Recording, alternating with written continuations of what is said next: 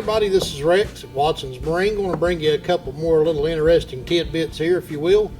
Right now we're in the fall of the year.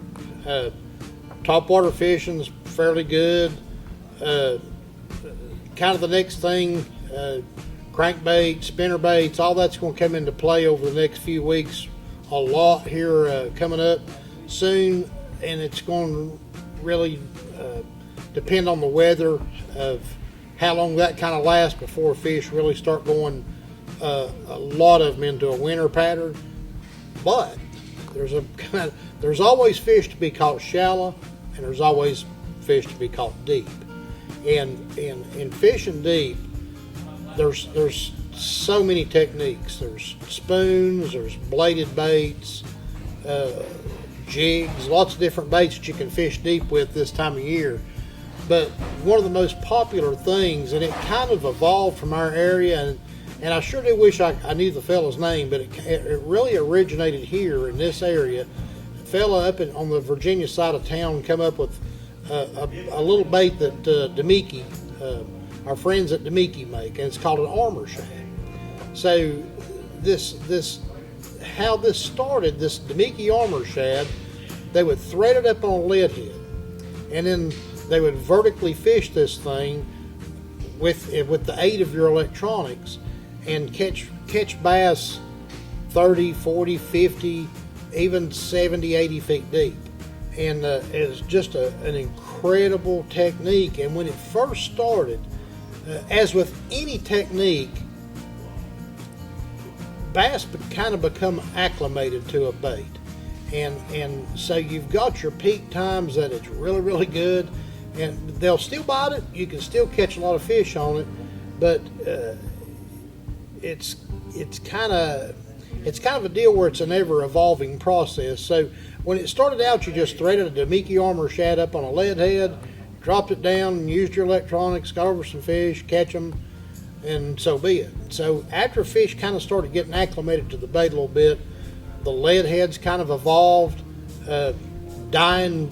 using dye to dye the tail or the throat on the little soft plastic baits kind of came into play. And the guys that really really got in tune with their electronics really got good with this technique. And there's so many different ways, just your regular 2D sonar, but now we've evolved again in electronics, and they're using what's called a live sight, Panoptics. Garmin makes it. Lowrance has got a version of it out now. Hummingbird's got one coming, but where you can literally watch the bait. You can pan your trolling motor around. The transducer is attached to your trolling motor shaft. You can pan the trolling motor around and spot these schools of fish, and then cast or drop these baits to them and catch them.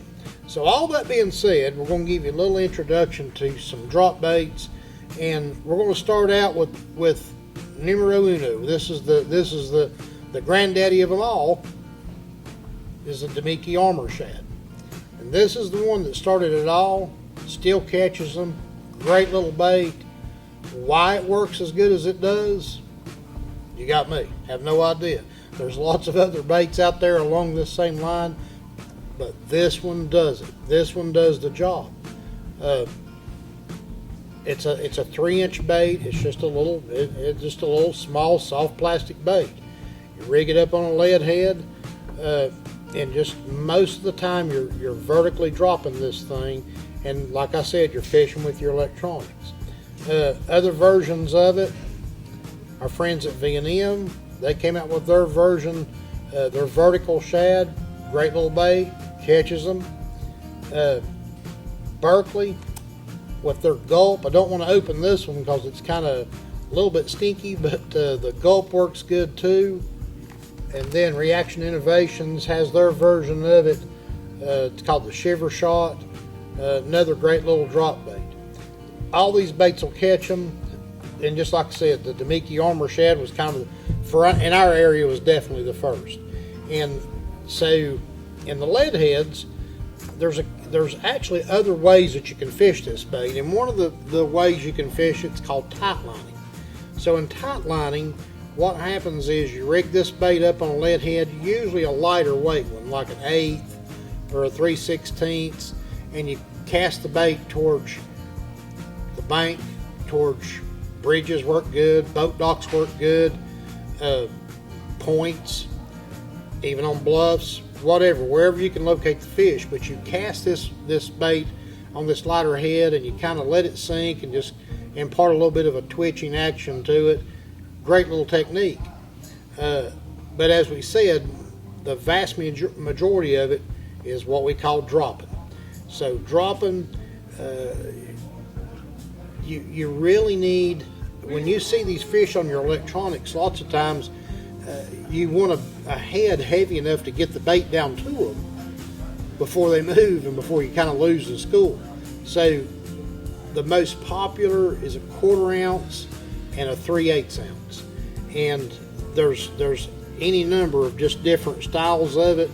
I know some of it, this was the original heavier one that really took it by storm. It's called an Erie head. Works great, still catches them, still works good. But then later versions were more of a minnow shape, and you'll notice the detail added, the eyes, the little bit of color on the throat, and then even the bigger eyes, and just notice the detail, more of a shad color, more of a detailed scale pattern to the back of this lead head. And that's kind of what it takes now to really be consistent, is adding that little bit of extra detail to your drop baits and your drop hooks. Stop by, call us if you need any help getting the electronics you're going to need or that you're going to want to find these fish with, right down to what kind of line to use, what kind of rods and reels to use. We can help you with all that, and it's really a fun way to fish. As far as the dropping aspect of it goes, you're going to look usually October on into March. Usually by that time the water's warming up, fish are starting to get aggressive again, moving shallower to spawn, and there's other techniques that will work as well or better. But anyway, a little bit about dropping. I'll tell you what, you get a chance to do it, it's fun. It's almost like playing a video game, watching this bait on your depth finder and watching those fish react to it, watch them come to it. It's literally like playing a video game. But any questions, be sure and give us a call. Come by and see us, and we'll try to give you some tips. Hopefully it'll catch you a few more fish. But thanks. Come see us at Watson's Marine first chance you get.